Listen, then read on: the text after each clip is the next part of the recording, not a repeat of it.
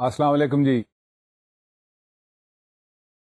We are here again with History and Systems of Psychology into lecture number 29. We had been talking about, if you remember, how man regarded mental illness and how over centuries and decades and years man's concept of mental illness changed until we brought it up to the 20th and the 21st century. Before we go into another school of psychology which is closely related to mental illness, let us take a look at what we had talked about in the last lecture. उससे पहले आपकी नसीहत का वक्त है और मैं आपसे पूछना चाहूँगा कि पिछली दफ़े मैंने आपसे गुजारिश की थी कि कम अज़ कम एक नेकी ज़रूर कीजिए. क्या आपने ऐसा किया?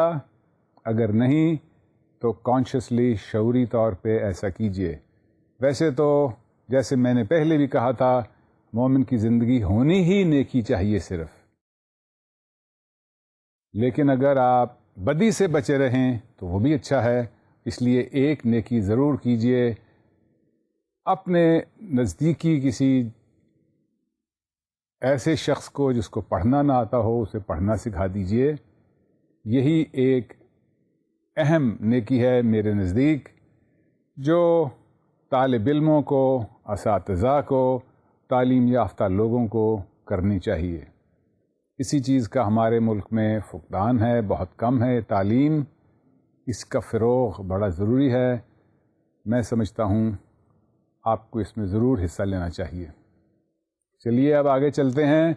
And let us review what we had talked about in the last lecture, that is lecture number 28. We were looking at the development of man's concept about mental illness. We had seen that he thought that mentally ill people were possessed by evil spirits, by the demon, and that the evil spirits and the demon, or the Satan, Shaitan, was in possession of the body, and they adopted certain ways and means of ridding the people of those bad possessions. Then we looked at how the ancient Greeks and the Romans regarded mental illness. Then we also looked at later developments about man's concept of mental illness, and some people thought that they were people who are mentally ill were actually witches or wizards. जादूगरनी या जादूगर हैं वो, और जादूगरनी या जादूगर जो हैं वो ऐसे ही हैं जैसे जिन भूत या चुड़ैलें हों. और उन लोगों का उस ज़माने में ये ख्याल था कि इनको ज़िंदा जला देना चाहिए. So many people were burnt alive at the stake as witches and wizards. और मैंने आपसे कुछ अर्सा पहले इसमें एक अहम तरीन शख्स का जिक्र किया था, and she was a military general also by the name of Joan of Arc, who had hallucinations, what we now know as hallucinations, जिसको आवाज़ें सुनाई देती थी. And because of that she was regarded as somebody possessed by evil spirits, so she was burnt alive at the stake. That is a very tragic event in the European history in the recent, not recent, but in the past European history. And then we saw how Mesmer regarded mental illness. He thought animal magnetism was a force which upset the balance in a person and he became mentally ill. And he thought that he could pass his animal magnetism into other people and thereby treat them. Before that, we had seen how in the French, after the French Revolution and the Industrial Revolution, in France and England, two physicians, Pinel and Tuke, had freed people from their chains and from their cages. If you remember, they were chained and caged, and Pinel in France and Tuke in England are regarded as pioneers who freed mentally ill patients from their chains and from their cages. And then, of course, Mesmer introduced his methodology, which of course was later discovered to have no scientific basis. And then hypnotism was used as a major method of treatment of mental disorder, particularly hysteria. And then it was seen that not only hysteria but other types of mental disorders could be treated by the method of hypnotism. लेकिन इस वक्त तक हमारे पास कोई मुस्तनद पैमाना ऐसा नहीं था जिसके मुताबिक हम ये बता सकें कि ये पैरामीटर्स हैं मेंटल डिजीज के, और इन पैरामीटर्स, इन हुदूद के अंदर जो अलामात मौजूद हैं वो ज़हनी अमराज हैं, और जो इन हदूद से बाहर हैं वो ज़हनी अमराज नहीं हैं. इस कमी को पूरा करने के लिए मैंने आपको बताया था that the World Health Organization and the APA, the American Psychiatric Association, undertook this great task of classifying and identifying and describing all types of mental diseases. And they came up with two sets of descriptions of mental diseases. One which is called International Classification of Diseases, ICD, prepared under the supervision of World Health Organization, consisting of experts from all the continents of the world except the North American continent. And the experts from the North American continent developed their own catalog and description of mental diseases. This was called DSM, or Diagnostic and Statistical Manual, which gave a comprehensive description of all mental diseases. चलिए अब आगे चलते हैं, and we will take a look at a recent school, and in that context we will look at a very prominent 20th century psychologist by the name of, as you can see on the screen, Sigmund Freud. Sigmund Freud was born in 1856 and he died in 1939. His school, or his methodology, or what he invented and discovered, is called the psychoanalytic method. His ideas, his methods of treatment, and his methodology of describing other people is called the psychoanalytic school or psychoanalytical school. People who agreed with Freud, and there were many who did, and people who wrote and contributed to his way of thinking are included in the psychoanalytic school or psychoanalytical school. Freud is the inventor of a treatment of mental disorder which he called psychoanalysis. Freud was by profession a physician, a doctor. He was by choice a writer. बहुत लिखा है Freud ने.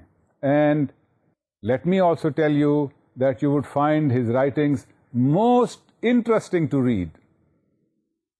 So I would want you very much to read Freud in original. जो Shakespeare के पढ़ने में मज़ा है, जो गालिब के पढ़ने में मज़ा है, जो इकबाल के पढ़ने में मज़ा है, वो आप शेक्सपियर के बारे में लिखा हुआ अगर आप पढ़ेंगे या गालिब के बारे में अगर लिखा हुआ पढ़ेंगे या इकबाल के बारे में अगर लिखा हुआ पढ़ेंगे तो शायद वो इतना दिलचस्प ना हो जितनी कि उनकी ओरिजिनल राइटिंग्स हैं। यही बात फ्रॉयड पे भी सादिक आती है। मैं समझता हूँ कि फ्रॉयड को पढ़ना, फ्रॉयड का as a writer, he is one of a very interesting writers. You may not agree with a lot of things that he says, but his style is most convincing and interesting. People, during the time that he was alive and afterwards, people read him very, very thoroughly, and a lot of people read him. He is considered a physician and a writer. He is also considered a researcher. He began his research on animals and the effect of certain medicines on the body of the animals. So he is also a researcher. Then of course he was also a professor because he was a teacher. He was invited by many universities abroad to deliver lectures, particularly in the United States of America during his lifetime. Now, if you remember, this is the time of early 20th century, late 19th century, and the prevalent system of treatment of mental disorder at that particular time was, what was it? That's right, it was hypnotism. Hypnotism was used by a lot of physicians in France, England, Germany, Austria, and a number of other countries in Europe as a treatment of mental disorders. So Freud also adopted the same system of treatment of mental disorders. He was working with his teacher and professor by the name of Joseph Breuer, and both of them working together using hypnotism as a method of treatment attained many successes. One particular success in that regard might be of some interest to you, and that was of a young adolescent girl who in Freud's writing is remembered as Anna O. Anna O, थोड़ी सी कहानी आपको सुनाऊं, interesting है, was a young girl who developed hysterical symptoms, उसको hysteria था, and she was being treated by his professor Joseph Breuer. Joseph Breuer would take her into a hypnotic trance that we described in the last lecture and suggest ways and means of coming out of our mental diseases, of our mental symptoms. Breuer noticed that whenever he took an O, फर्जी नाम है ये, ज़ाहिर है Freud ने असली नाम तो इस्तेमाल नहीं किया होगा, that is an ethical practice, you don't expose the real name and real identity of your patients, so this is a supposed name, not a real name. Breuer noticed that whenever Anna O came out of her hypnotic trance, she expressed affection and even love for Joseph Breuer. Now that was very upsetting for the old professor, because old professor Joseph Breuer was a physician. So, what would a correct physician do in a situation like this? Here is a young girl who expresses affection and even love for her physician. So, the gentleman that he was, he terminated his treatment with her and he asked Freud to take over the case. Freud being one of his followers, so he took over the case, and after some time, when he took her into hypnotic trances, Freud was also practicing hypnotism, as you remember, because that was the prevailing system of treatment of mental disorders at that time. The same thing happened with Freud. She would go into hypnotic trance. Freud would suggest things to her during the trance, and when she would come out of the trance, sometimes she would express affection for Freud, and even later, she expressed her love for Freud. Now, instead of getting upset, like Breyer did, Freud thought that there must be something in there. Why is this woman doing it? And that led to a discovery of a new part of personality, a new development that Freud started. And that was his concept of the unconscious. Freud, based upon his practice with a lot of patients, his observation of lot of patients, including an NAO, he formulated the concept that there is a part of mind which is hidden from all of us. He called it the unconscious mind. Now then, the first thing that came in Freud's theory of the development of psychoanalysis, or one of the basic tenets of the school of psychoanalysis, is the concept of the unconscious. That's the basic tenet.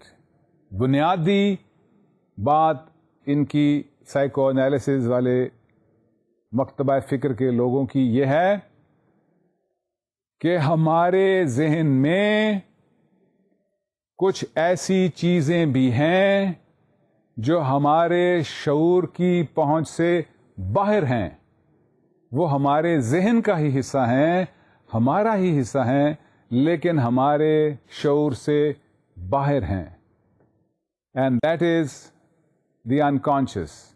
So, Freud formulated the concept of 3 types of minds, or 3 levels of minds. One, the conscious, शऊर, जो इस वक्त आप मुझे देख के मेरे बारे में सोच रहे हैं, जो आप सुन रहे हैं, वो आपके conscious mind का हिस्सा है. The other part of it he called the subconscious. Subconscious is that part which is lying slightly behind the conscious mind, such as, what did you do 2 years ago on such and such date? If you want, you can recollect it, you can recall it, but it is not in the focus of your consciousness. What did you do on Eid Day 10 years ago? Maybe some of you would remember, and that is your part of the subconscious. And then there is another part of the mind which Freud called the unconscious, which is completely out of reach of your consciousness. All right? If it is completely out of reach of your consciousness, what is the proof that it exists? Well, it exists in different ways. It expresses itself in different ways. It expresses itself, for instance, in dreams. It expresses itself, for instance, in mental symptoms. It expresses itself, for instance, in what is called psychopathology of everyday life. But before we go there and explain it even further, let us take another look at another part of the theory of psychoanalysis, or Freud's concept of the mind. Freud divides the mind or the personality into 3 parts, and that is another basic tenet of the psychoanalytical school. One tenet, as I pointed out to you, was their concept of the unconscious and their part and their description of various parts of the mind. Another basic tenet of psychoanalytical school is what is the structure of the mind or the structure of personality. The structure of mind, they say, consists of three parts. One, what they call id, ID. Two, that they call the superego, SUPER, and the third, which they call ego, EGO. ये तीनों चीजें जो हैं ये मिल के एक शख्स है. Your mind or you are, in psychoanalytical point of view, id, ego and superego. All right, let us just touch upon what are these three parts of the mind. One, the first one, the id, ID. आप screen पे भी अपनी पे देख रहे होंगे. Actually, id stands for, is a German word for it, IT. Id means, in psychoanalytical point of view, in psychoanalytical theory, id is all of your wishes and desires and impulses put together. जो भी एक शख्स की ख्वाहिशात, जितनी भी ख्वाहिशात हैं, उन सब के मजमूए को इड कहा जाता है फ्रॉयड की थियोरी के मुताबिक. Id, according to Freud, is predominantly unconscious. याद है हमने माइंड के 3 लेयर्स देखे हैं फ्रॉयडियन थियोरी में, conscious, subconscious and the unconscious. अभी वो इसका स्ट्रक्चर बता रहा है और उसके स्ट्रक्चर के भी वो 3 हिस्से बता रहा है, the id, the superego and the ego. The first is id, which is a collection of all the wishes, the desires, the needs, the pushes, the impulses that a person has in him or her. Id is predominantly unconscious. Id is inherited. ये हमें विरसे में मिलती है Freud के कहने के मुताबिक. इसके अलावा इड में इस चीज को, जिसको हम इड कह रहे हैं, जो हमारी तमाम ख्वाहिशात का एक मजमुआ है, इसमें कुछ ऐसी ख्वाहिशात भी शामिल हो जाती हैं जो कि हम जिंदगी में रिप्रेस करते हैं. ये रिप्रेस करना क्या है? कुछ ख्वाहिशात तो ईड में वो हैं जो हमने इनहेरिट की, और कुछ ख्वाहिशात या नीड्स या विशेस वो हैं जो हमने रिप्रेस की. Repressed wishes and desires are those wishes and desires which are not acceptable, and therefore they are thrown away. They are not owned by a person.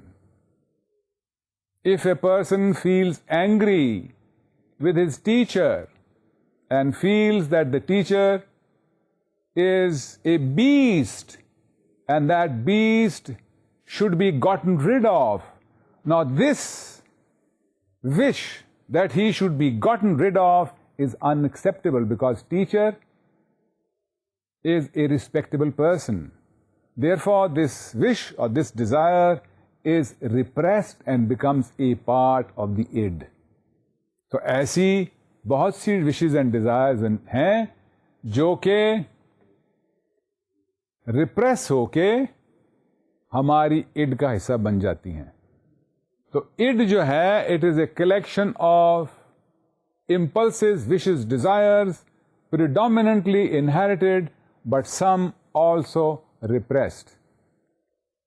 The second part of personality in Freudian theory is what he calls the superego. When the child is developing, when the child is growing, people around him, his elders, parents, teachers, friends, Tell him what is right and what is wrong. क्या करना चाहिए और क्या नहीं करना चाहिए, क्या मुनासिब है और क्या नामुनासिब है. This system, this standard, ये पैमाना जो एक बच्चा बाहर के लोगों से सीख रहा है कि क्या चीज़ दुरुस्त है और क्या चीज़ गलत है, क्या चीज़ उसे करनी चाहिए और क्या चीज़ उसे नहीं करनी चाहिए, that standard becomes a part of his personality, which Freud calls the superego. Superego then is the second part of your personality or anyone's personality, which is a standard of values, a system of values, morality, ethics. How should one behave? What is right and what is wrong? That is the other part. A major part of the superego, according to Freud, is unconscious. That is the second part of personality in psychoanalytical theory. The third part of personality, or the third part of what a person is what Freud calls the ego. A person develops and learns not only what is right and wrong, but how to do things. His technology of survival, his technology of knowing the world, that technology, that power of reasoning is what Freud calls the ego. Ego is what is in you, which you have learned from your contact with outside reality. It is like a steering wheel of a vehicle. All of the ego, according to Freudian theory, is conscious. So we have in Freudian theory three parts of a person or a personality: the id, the superego and the ego. ये psycho analytical personality theory जो है कि एक शख्स की ज़ात क्या है, ये भी इनका एक अहम कंट्रीब्यूशन है in the psychoanalytical school. एक और अहम बात जो है वो है what's Freud had described as development of children. He calls it psychosexual development. उसके ख्याल में, फ्रॉयड के ख्याल में, बच्चे नफ्सियाती तौर पर मुख्तलिफ अदवार से गुजरते हैं अपनी डेवलपमेंट में, अपनी नशो नुमा में, और उन अदवार से गुजरते हुए जो हादसात और वाक़यात उनके साथ पेश आते हैं, उन हादसात और वाक़यात का उसकी शख्सियत पे बहुत गहरा असर होता है. So the developmental stages, what Freud calls psychosexual development, is another important concept of the psychoanalytical school or school of psychoanalysis. How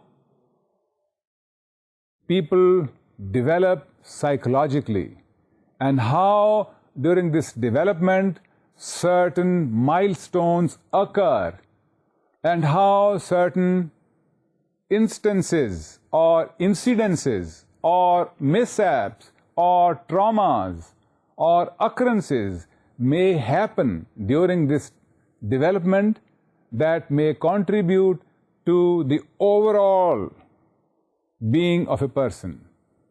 Freud also goes forward to say that various events that take place, that various kinds of happenings that occur during this development, what he calls psychosexual development, those events, those traumas play a dominant role in the determination of mental diseases in a person.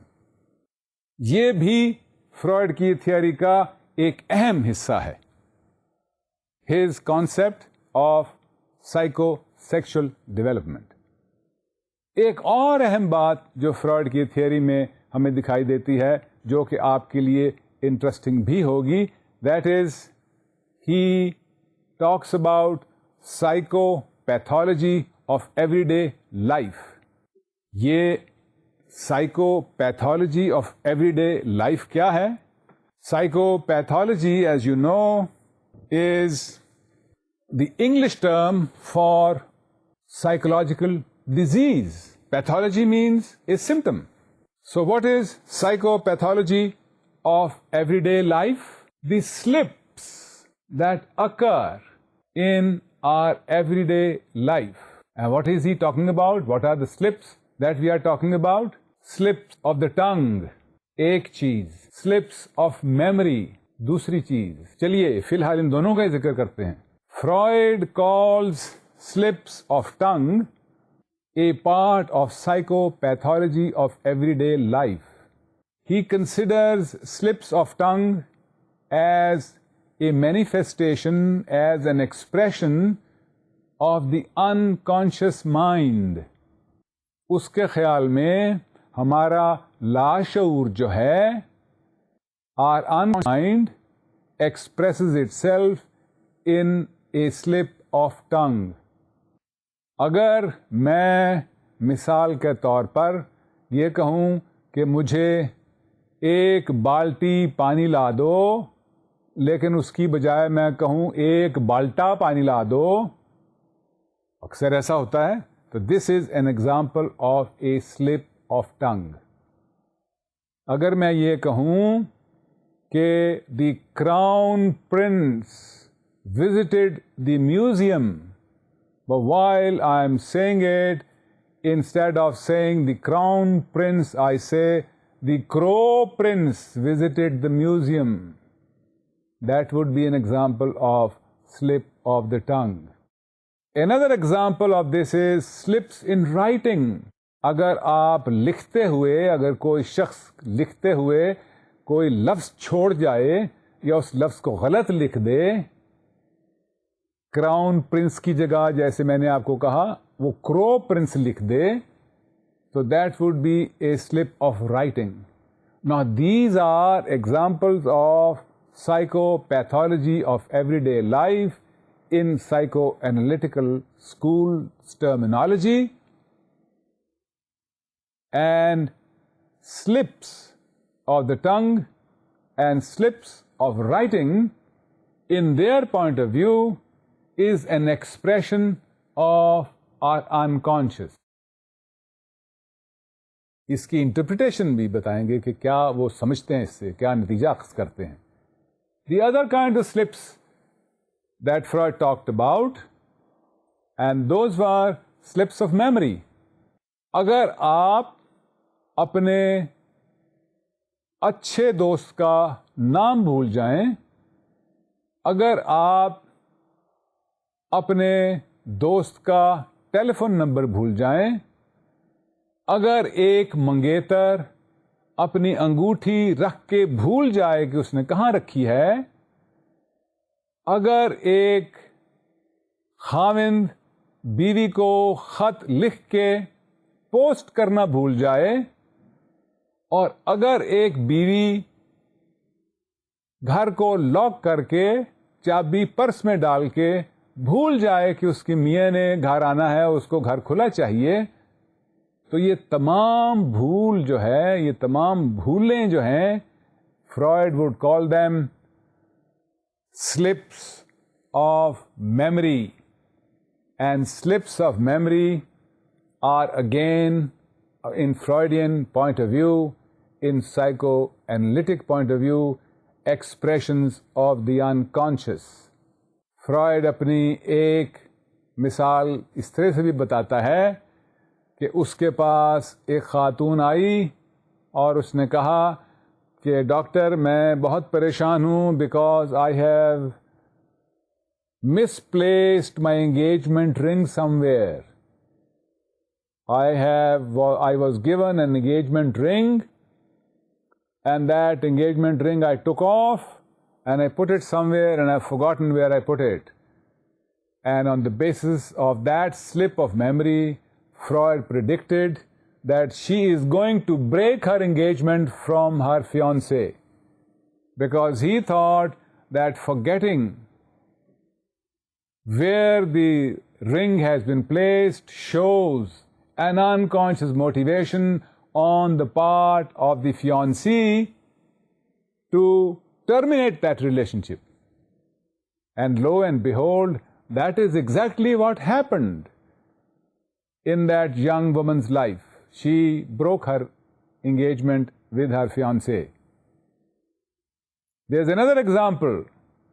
A woman forgot to comb her hair when she was supposed to go with her husband and to visit her in-laws, the mother-in-law and the father-in-law. And this was interpreted by psychoanalysts as a wish not to go to the house of the father and the mother-in-law, and that is why the wife did not comb her hair or forgot to comb her hair. Now these are then examples of slips of everyday life, or what Freud called the psychopathology of everyday life. This is another milestone or another basic tenet, basic contribution of the psychoanalytic school, another point of view of Freud and his followers of how the unconscious mind expresses itself. The unconscious mind expresses itself in the psychopathology of everyday life. Let us go forward of that also and see what they considered the dreams. They thought dreams are not just occurrences. Freud, in fact, developed a very elaborate theory of why dreams occur, what is the meaning of dreams, and how can we interpret dreams. What is interpretation? How can we understand dreams to facilitate the working of the mind? That is one of the basic and a major contribution of the psychoanalytic school and Freud himself. He wrote a famous book, Interpretation of Dreams, in 1900. 1900 में, सन 1900 में Freud ने बहुत ही उस वक्त की मशहूर किताब लिखी जिसका नाम इंटरप्रिटेशन ऑफ ड्रीम्स था. मेरी ख्वाहिश होगी कि आप ज़रूर इस किताब को पढ़ें. It gives a very elaborate and a very interesting analysis of how dreams occur, why dreams occur, what is the mechanism involved in dreams, what role do they play in a person's life, how dreams can be understood, how dreams can be interpreted, and how dreams can help to interpretation of dreams can help to understand your own self and other people. So the other major contribution of Freud and the psychoanalytic school is the interpretation of dreams. इस पे भी थोड़ा सा touch कर लें.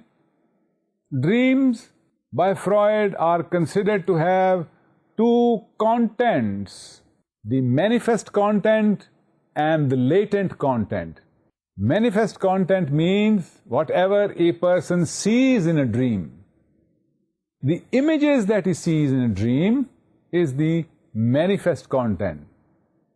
एक शख्स देख रहा है कि वो मोटरसाइकिल पे सवार होके अपने दोस्त से मिलने के लिए जा रहा है और रास्ते में जब एक सड़क गुजरता है तो एक कुत्ता भौंकता उसको उसके नज़दीक आता है और वो कुत्ते से डर के मोटरसाइकिल तेज़ करता है और मोटरसाइकिल तेज़ करने के बाद वो मोटरसाइकिल स्लिप हो जाती है and he falls on the road side.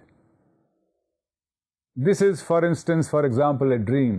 This is what Freud would call the manifest content. ये वो content है, ये वो ख्वाब के हिस्से हैं जो ड्रीमर या ख्वाब में महव शख्स देख रहा है.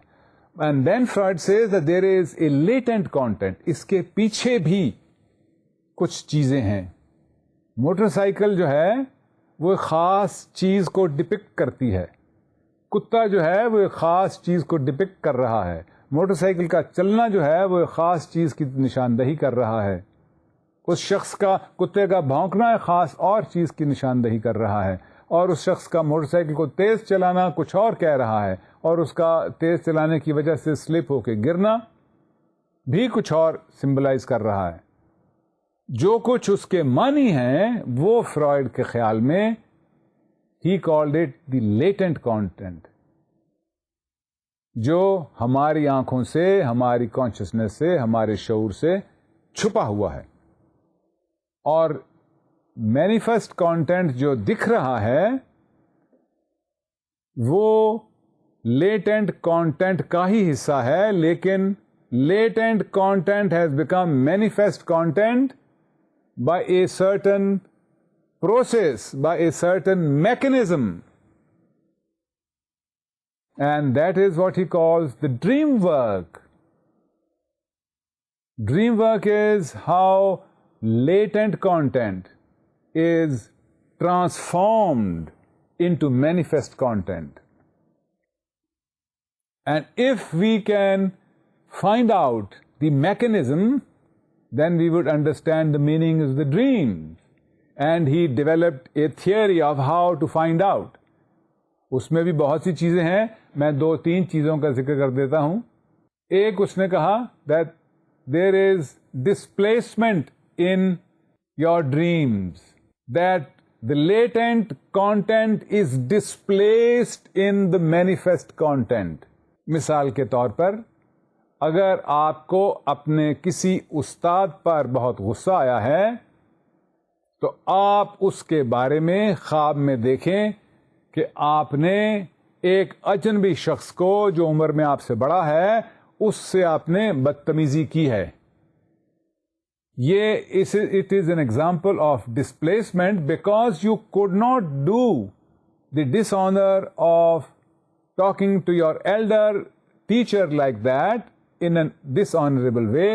Therefore, you displaced the honorable teacher with a stranger. And this is the work of dream. This is the work of how latent content gets turned by displacement into manifest content. Another is what he calls condensation. When many elements in the latent content are condensed together, are mixed together and presented in the manifest content.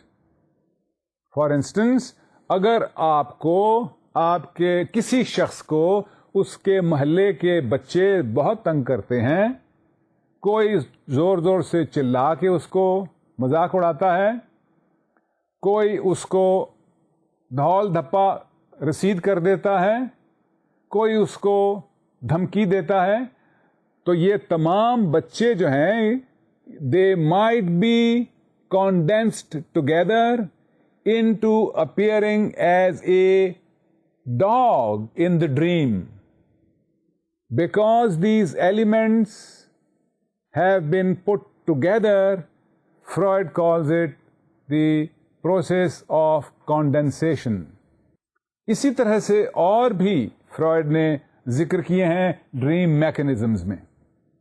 And dream mechanism और dream work is an important tenet, important contribution of Freud and the psychoanalytic school that we have talked about.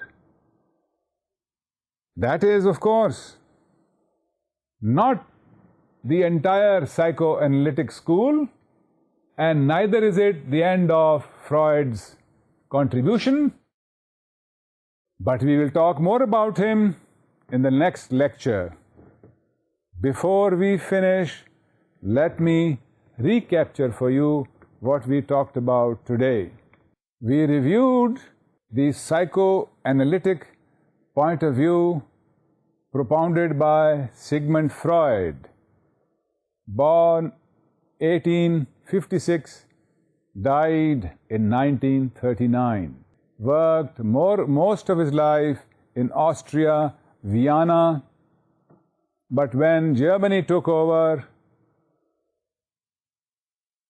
Freud had to leave Vienna because Freud was a Jew. His books were burned on the streets because of his belongingness to the Jewish religion. And his followers feared the worst for him. So they arranged for him to move from Austria, Vienna to London, England. So he moved and died in England in 1939. Freud is the inventor of psychoanalysis. He gave us the concept of the unconscious, explains personality in terms of unconscious, subconscious, and consciousness. Freud also, or the psychoanalytical school, also explains personality in terms of the structure of personality and the structure of mind. Is id, ego, and the superego. Id is a collection of your or someone's wishes. Superego is the moral standard in us, all of us, and ego is our reality sense, the sense of reality that all of us develop. Freud and psychoanalysts also gave us the concept of the explanation of psychopathology of everyday life. Psychopathology of everyday life consists of slips of the tongue, slips of memory, slips of writing, forgetting things in everyday life, forgetting your phone number, forgetting to post a letter to your wife, forgetting to remember that it's your mother's birthday. All of these are slips of memory. And then they also gave us the concept of interpretation of dreams. Dreams are interpreted according to a certain pattern, a certain standard. And that standard has been described by Freud in a most interesting way in one of his very interesting books, Interpretation of Dreams. We will talk more about Freud and his system of psychoanalysis in the next lecture. Until that time, do read up on him, do read him in original whenever you get the opportunity. घबराइए नहीं, अगर अंग्रेजी में है फिर भी पढ़ लीजिए, दूसरी तीसरी दफ़े आपको समझ आ जाएगा. Until then, the next time, Khuda Hafiz, God be with you.